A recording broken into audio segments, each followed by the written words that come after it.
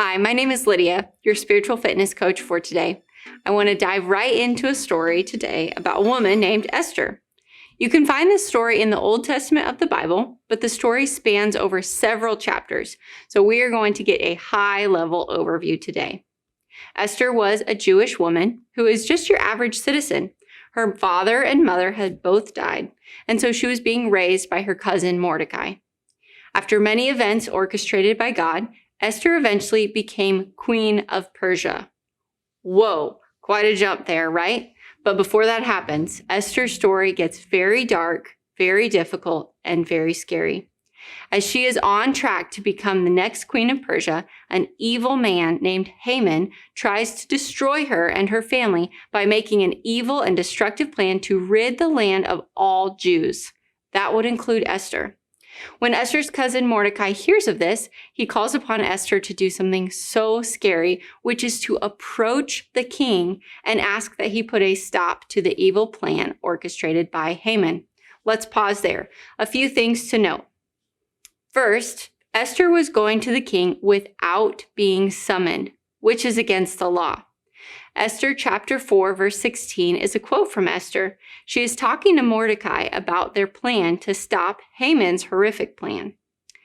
When this is done, I will go to the king, even though it is against the law, and if I perish, I perish.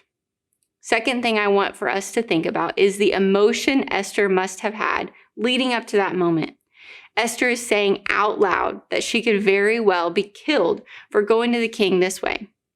But at the same time, there is so much pressure weighing on her as the lives of her family and her community are at risk. If Esther does not take action here, the Jews in her community will be killed. As I mentioned, Esther's life goes to a dark and scary place. One emotion I am confident she was feeling is fear. If I were in her shoes, I think I would be asking a lot of what-ifs. What if I do not live through this conversation with the king? What if he denies my request? What if I embarrass myself or say the wrong things? What if I fail my community? What if I lose my family after this? Those are a lot of fearful questions.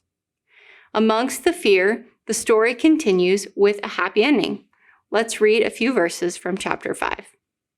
And when the king saw Queen Esther standing in the court, she won favor in his sight, and he held out to Esther the golden scepter that was in his hand. Then Esther approached and touched the tip of the scepter, and the king said to her, "What is it, Queen Esther? What is your request?" "It shall be given to you, even to the half of my kingdom." After some back and forth between the king, Haman, and Esther, the request is made. Haman's evil plan is shut down, and he receives the punishment that he deserved. Esther is now not only the Queen of Persia, but also a hero to her friends, family, and Jewish community. So, why did we read this story today?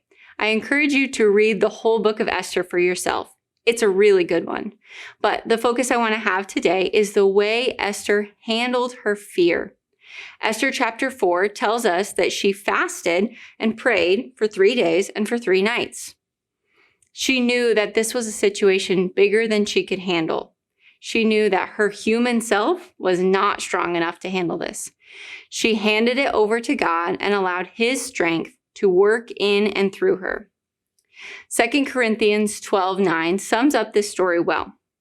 But he said to me, "My grace is sufficient for you. My power is made perfect in weakness.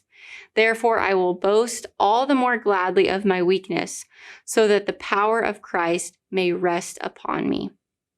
I challenge each of us to identify a place in our lives where we are feeling fearful.